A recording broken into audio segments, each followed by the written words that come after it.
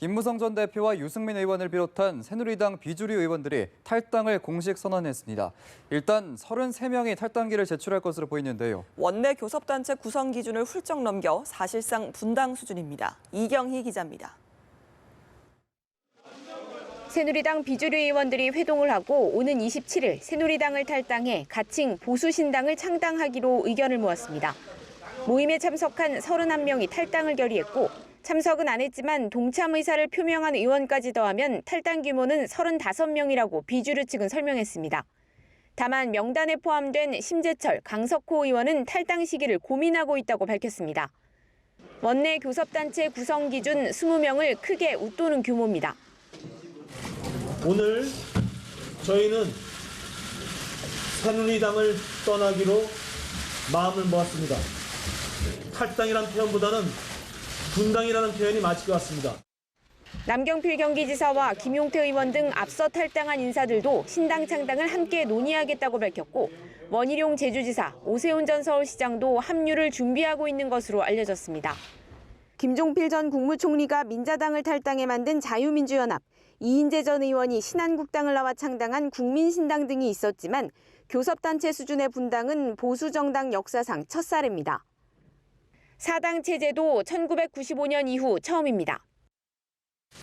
국민들께서 다시 마음을 둘 수 있고 저희들 자식들한테도 떳떳할 수 있는 그런 보수를 새로 시작하기 위해서 밖으로 나가겠다는 그런 결심을 했습니다. 친박계는 때를 쓰다 안 되니 가출하겠다는 것이라며 비겁한 정치라고 맹비난했습니다. 실제 탈당계를 제출할 때는 입장을 번복할 의원이 나올 것이란 전망도 내놨습니다.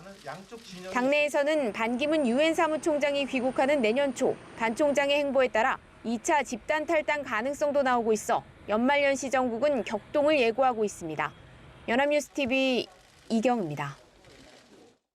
새누리당이 분당 수순으로 접어들면서 4당 체제에서 조기 대선 전국을 맡게 됐습니다. 일단 외견상으로는 29년 전에 1987년 대선 전국과 비슷한 구도인 셈인데요. 그 성격은 사뭇 달라 보입니다. 이준서 기자입니다.